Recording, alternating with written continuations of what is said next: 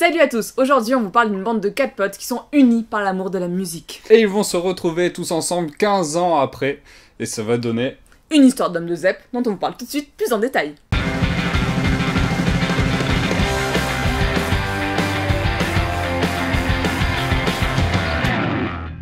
C'est donc une tranche de vie de 4 mecs qui se réunissent ensemble, et ça c'est du même niveau qu'un alignement de planètes, c'est très rare. Ils sont passés de jeunes adultes insouciants vivant d'eau fraîche et d'amour, ou plutôt de sexe, rock'n'roll and drugs, à des quadragénaires ayant une belle tranche de vie derrière eux, mais aussi devant eux. On découvre Sandro qui accueille tout ce petit monde dans son manoir, c'est une star du rock, c'est genre le parcours qui fait rêver et qui vit de sa passion. Yvan, son frère, a une vie complètement à l'opposé. On a l'impression qu'il ne s'est rien passé depuis la dernière fois qu'ils sont vus, c'est-à-dire en pratiquement 20 ans, comme si sa vie avait été mise sur pause. Autour d'eux se trouve aussi Franck, le bout en train de la bande, toujours là pour faire rire, détendre l'atmosphère avec son humour douteux, et JB, le plus posé de la bande, mais qui va réussir à surprendre Franck d'une certaine manière, je vous laisse découvrir comment. Vous imaginez bien qu'en 15 ans, les vieilles rancœurs ont eu le temps de bien macérer dans leur jus, de se développer, et là, certaines choses vont ressortir, que ce soit via des flashbacks ou via des conversations plus ou moins mouvementées. Vous l'aurez compris, le sujet de la BD est plutôt mélancolique et le tout appuyé par des couleurs froides dans les planches. On retrouve de façon exacerbée les non-dits qui peuvent exister dans des familles ou dans des bandes de potes,